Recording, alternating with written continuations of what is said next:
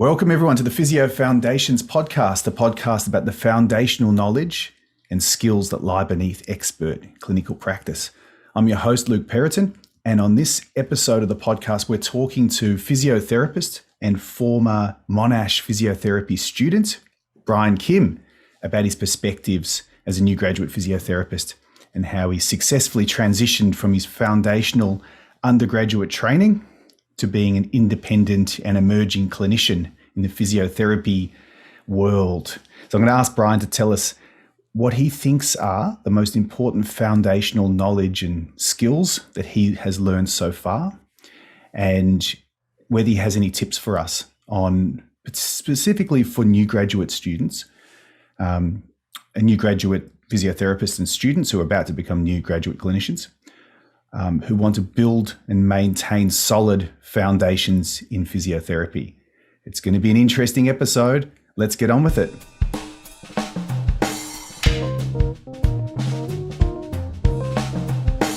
All right, welcome Brian to the podcast. How are you? Good, thanks, Luke. Thanks for having me.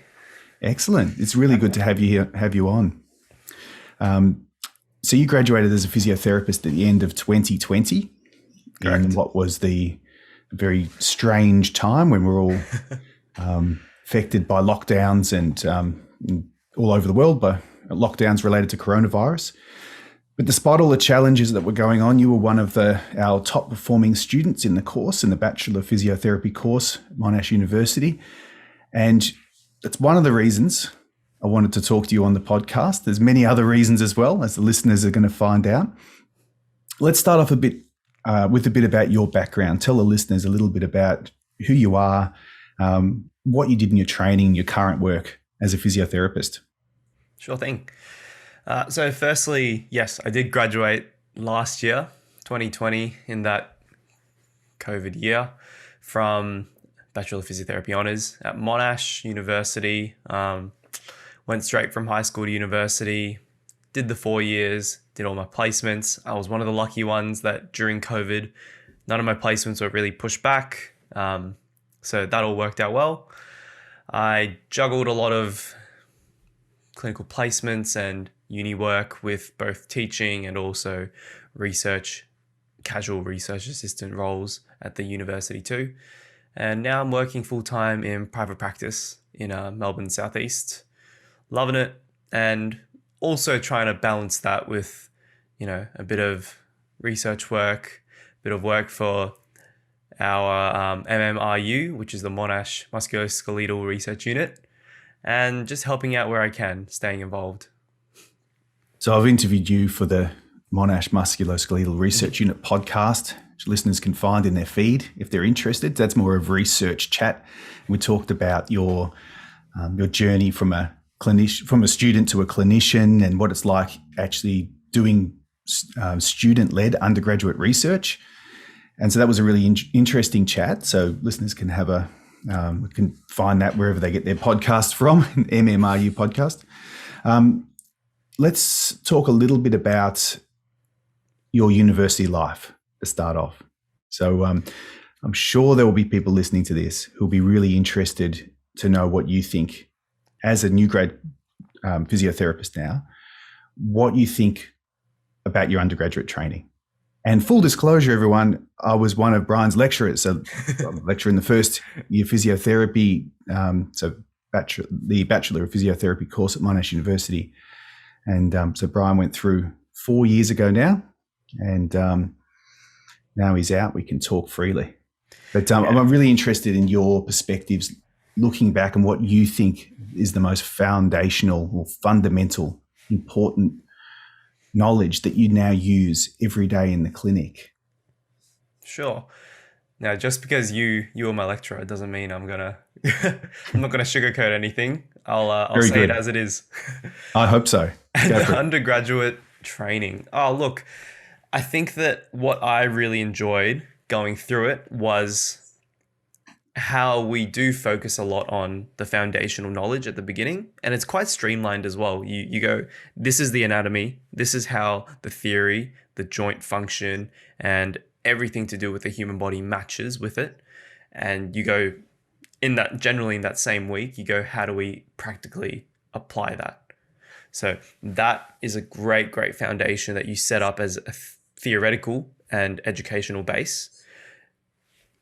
You then move on to more clinical placements, and you get to tie it in with research as well as part of the undergraduate training. I enjoyed both of them. There are merits to both. And I guess now working full-time in private practice and trying to research on the side, I've got a better appreciation, even more so, of why that foundational knowledge is important to hang on to, and why it's important to continue learning as well. Think back to your classes that you did in university. So anatomy, physiology. What are some of those classes, or some of those lessons, some of that content that you would like to, I guess, go over again? And we're always learning throughout our life, but what is some of, if you could pause time and perhaps go back in time and do a bunch of that again and get really good at it, what would you focus on? That's a really great question. Working clinically, I often think to myself, there's applied anatomy. You need to know what you are looking at and what you are inferring from certain movement, because it gives you confidence in identifying presenting problems, contributing factors, gives you confidence in palpation. And then I would also say I'd like to really go over physiology, pharmacology, and taking that holistic care approach to the next level. What would you take from pharmacology, for example? So how could that help you now, when you're doing an assessment or a management plan or managing a client with a musculoskeletal problem? This goes back to one big tip, which is you must have that holistic mindset and do a great subjective examination whenever you see a patient.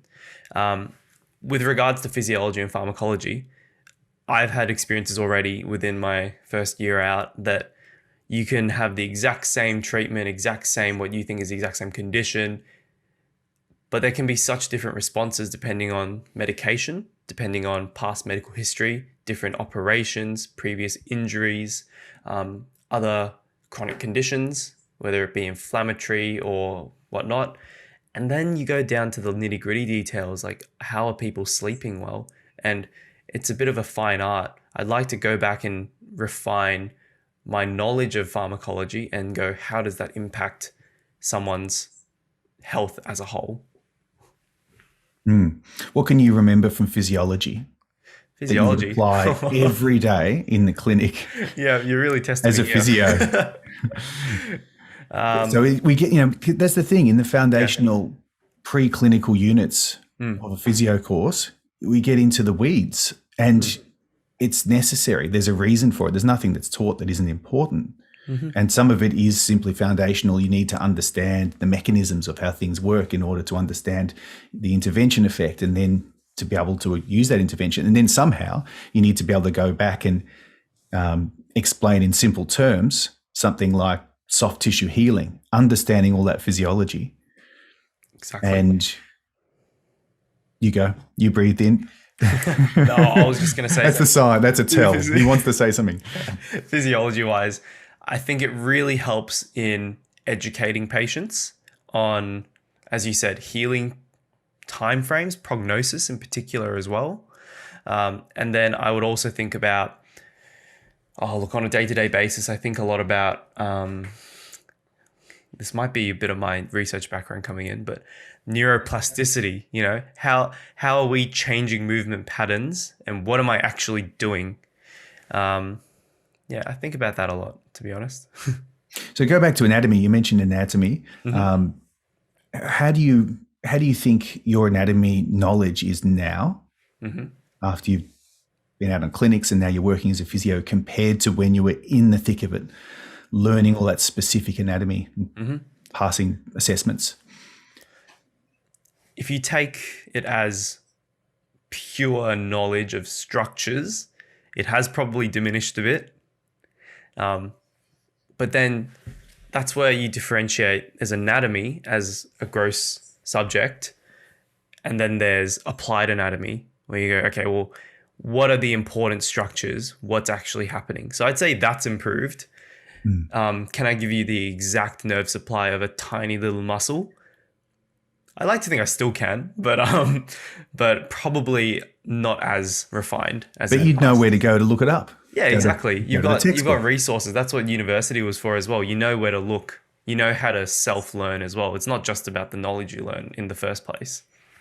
How do you, when you're providing education to a patient, it's important, of course, to every person is different. And, some people really like the details, others not so much, and some people in between. How do you educate people on these foundational, fundamental concepts? I mentioned soft tissue healing before. We're talking about anatomy. People do need a basic understanding of the anatomy of their joints. How much education you give them in that direction is sort of up to you and that's the person, perhaps the amount of time that you have with them. How do you educate your patients about fundamental, foundational, scientific principles, anatomy, physiology? I'm quite practical and resourceful in that regard. Firstly, going back to subjective, you kind of gauge how pathoanatomical someone is. And you always ask about goals and expectations. Some people, they will straight out say, I want a diagnosis. I want an action plan. And you go, all right, here it is. I'm resourceful in that you've got resources at your clinic, hopefully. You've got your computer, hopefully. And the beauty of the internet and textbooks is that if you've got the time, I sometimes even flick through and show them this is it. This is what we're working with. I'll bring in a model of, say, a skeletal model of the foot, and I'll go, this is what is, I guess, injured. And I wouldn't say you don't spend lots and lots of time on it, but if they've identified to you that they want to know a little something, then you spend a bit more time and you use the resources you have. You could even, as long as it's a good representation, you could even Google image a picture of what you're working on and go, this is it. Well, Google is a funny one because it's almost stigmatized. If you just Googled it and clicked on the first thing, I was feeling lucky. Yes, you could end up with some rubbish, but everything is indexed on Google. So it's actually a search for everything as well. So it's just about being discerning about the source of your information. Yeah. So look, you hit some important points then about actually thinking about the person that you're talking to. It's not about you and demonstrating how much you know. It's about what that person needs to know at that point in time and what they're interested in and what they can take in, what they're ready for. Yeah. And you actually, for people who aren't quite interested, if you begin to talk about it and lecture them, you can actually lose rapport in that regard. It's really, really important that's a skill that isn't in the textbook as much. You need to be able to gauge personalities, and you need to be able to tread that fine line and go, how much information do I need to give at this session? Maybe if they require more, we can delve deeper as needed. So good. Such good advice. Let's talk more about, I don't like the word soft skills because it almost seems like, well, they're not as important. Let's call them what they are. Let's talk about interpersonal communication skills. So in university, typically you have an assignment and it's about reflecting, and it's a really important skill. And I think everyone understands or recognizes at some level that this is a very important part of life, and particularly of a health professional education, that you work on your own and you work with clients and you have to, at some stage, reflect on what you're doing and learn. Even though it's so important, the focus, the stuff that's on the surface is often, the anatomy, physiology, physiotherapy, theory, and the practical skills and the cases. As a new graduate physiotherapist, how do you use what you've learned in university to reflect and learn and improve? So again, really, really great point, Luke, because self-reflection, I think we learned a few reflective cycles at uni and we did those assignments. One that sticks in my mind is like Gibbs reflective cycle. And it's a matter of after each patient, if you've got the time, especially as a new grad, hopefully you do have the time, take the time to consider what went well, how to continue that, and then what could be an area of improvement and how to tackle that. Write it down if needed. I actually have a little notebook where I go, okay, what went well today? What could I improve on? It's never, what went badly or like what am I bad at? I think that's, you need to have a bit of a growth mindset and go, okay, well, I did well in these areas. How can I be even better? This is really useful. It's really useful information. That's a really useful tip. What about other aspects of communication? So when the difficulty when you're learning with your peers at university is, say you're practicing an exercise prescription for a stiff joint or a weak muscle. Well, you know very well that your peer doesn't have a weak muscle and their joint isn't stiff unless it is, and you're pretending. And then the other difficulty is often there's not a lot of comorbidities and, and there's not a lot of other problems that are going on in their life. So things get more complicated when you're working with real patients in the clinic. And on top of that, everyone's different. There's different personalities and communication styles. So what have you taken from your studies that's helped you be a really good communicator in the clinic? Well, I think number one is during my studies, I got practice with communicating. You get to trial subjective examinations with lots of different peers. That would be one thing I did take away as well. Don't just practice with the same person every time. You'll only get so much out of it. Out of that, I took, you need to be able to adapt the way you communicate with people of different backgrounds, cultural, and also ethnic.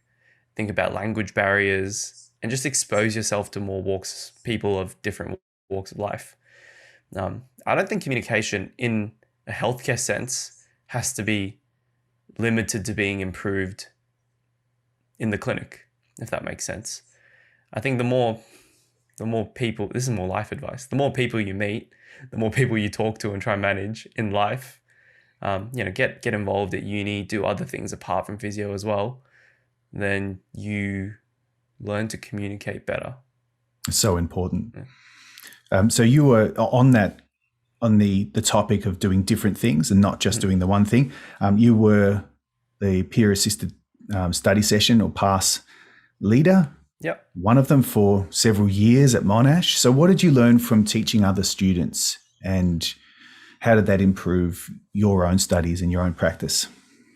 Well, I learned that people all have different learning strategies and they all have different methods that they like to learn. And I guess I learned how to, one, be resourceful again. If the way that I teach isn't exactly the way someone else likes to digest the information, then you got to be quick on your feet and you got to be able to find resources that match them. I also think that it improved my learning because I was able to find different avenues of, whether it's like, here's a shoulder. I like to look at a textbook and see a diagram, but some people want to actually feel the shoulder joint. So now it's not that I prefer one or the other. I try to vary it as much as I can to learn about something new. And do you do that with your patients as well? Yeah, I'm always learning, because with patients, some of them you might show them a model and they might go, I don't really get it. I don't really think in 3D like that. Yeah, I don't read maps. Like I'll bring in a shoulder model and be like, this is X, this is Y, it's moving this way, and they'll go, yeah. And other people will see that and I finally get it. I can see it now. Exactly. Yeah. And then maybe for that person who doesn't quite like the model or doesn't vibe with it, you go, all right, maybe it'll be easier if I get them to feel it themselves. Maybe I palpate the area that we're going through and get them through the movement and go, can you feel that? Can you appreciate, is there a difference between left and right? Good. This is exactly where I hoped the conversation would go.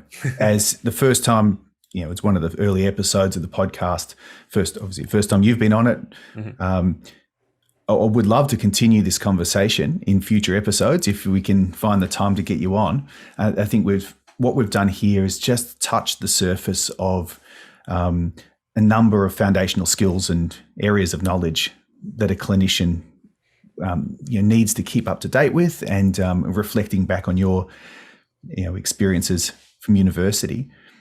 Let's just finish up with thinking about the future now, and thinking about how you plan to progress your knowledge and your skills over the next 5 to 10 years. And look, you don't have to have a 5 to 10 year plan or anything here. I'm just really interested. You're quite organized. You keep a notebook for your reflections in the clinic. And everyone, if you want to be good, you got to do stuff like this. You're talking to one of the masters of being organized here with Brian. Talk us through your plan. I know you've got a plan for the next 5, 10 years. How are you going to progress yourself as a clinician? And where do you want to go? Yeah, I mean, you're right. I do have a plan. I think it's important to have a plan, but then be flexible with it. If it changes, that's life. At this point, I've got X number of years doing my private practice. I want to get that experience with patients, and then within the 5 years, I do want to transition into, can I do a bit more research and teaching as well? But I think I always do want a bit of both. Yeah. And look, you've got a solid beginning in all 3 areas of research, education, and clinical practice. Where can people find out more about you and follow you online? Oh, not many places, to be honest, Luke. That's okay. That'll change as things go on. It should change. I think I'll slowly become more active. One place I am on is Twitter. My handle is BrianKimWK, and I'll retweet bits and bobs about research, evidence, and then some things that aren't so physio related as well. That I'll just leave it at that. Yeah, and look, those things can grow over time, and I think it's a really wise decision not to do too much early on. Focus yourself in on your what you're doing as a new graduate clinician, and be really mindful and reflective about what you're doing.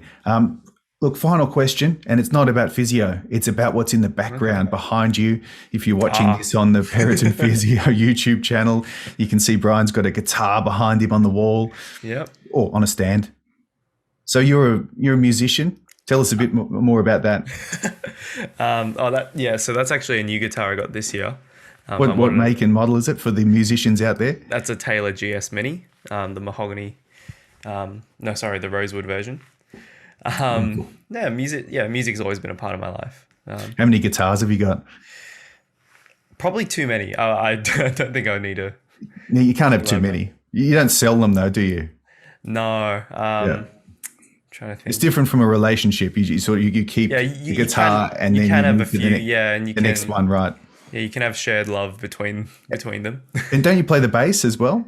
I do play the bass guitar too. Yeah.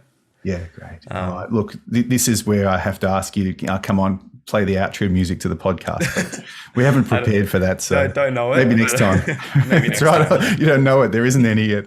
That's good. Something to do next time. All right. Well, look, let's wrap it up there. I'm really looking forward to the next continuation of this conversation. I'm sure the listeners have found that really valuable. I sure have. Thanks very much, Brian, and speak to you next time. No worries. Thanks, Luke.